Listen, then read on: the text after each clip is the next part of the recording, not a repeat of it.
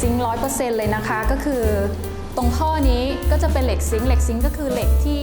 เคลือบซิงค์มาแล้วนะคะจากโรงงานอันนี้เคลือบซิงค์จากโรงงานนะคะแล้วเราก็มาอบพ่นสีกันสนิมอีก1รอบนะคะดังนั้นเนี่ยจะมีชั้นความหนาถึง2ชั้นเลยดังนั้นถ้าเกิดว่า